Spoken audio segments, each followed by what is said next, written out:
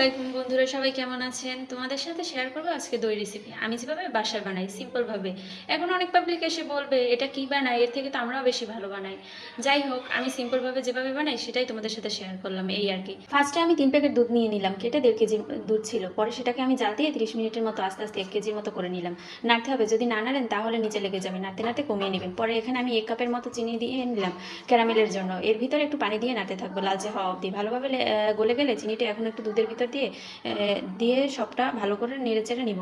পরে আবারও 5 মিনিটের মতো ফুটিয়ে নিলাম। পরে ঠান্ডা হওয়ার জন্য রেখে দিব কিছুক্ষণ। তারপর আমার বাসায় আগে বানানো মিষ্টি দইটা ছিল, সেটা দিয়ে দিব। তারপর নেড়েচেড়ে মিশিয়ে নিব ভালো করে। চেষ্টা করবেন ভালোভাবে মেশানোর। পরে কিছু অন টাইম দইয়ের কাপ ছিল, সেটাই ঢেলে নিব দুধটা। এখানে কিন্তু মোট আমার 11 কাপ দই হয়েছিল। চুলার উপর কড়াইতে একটা টাওয়েল দিয়ে, পরে কাপগুলো সাজিয়ে দিয়ে, পরে আরও একটা টাওয়েল দিয়ে দিলাম। ভালোভাবে ডেকে দিব যেন গরম থাকে। সকালবেলা দইটা বসে গেলে ফ্রিজে রাখবেন সেট হওয়ার জন্য। এই যে দেখুন দইটা কতটা পারফেক্ট হয়েছে। দইটা মেয়ে খুব মজা করে খেয়েছিল। ধন্যবাদ সবাইকে ভিডিওটা দেখার জন্য। আল্লাহ হাফেজ।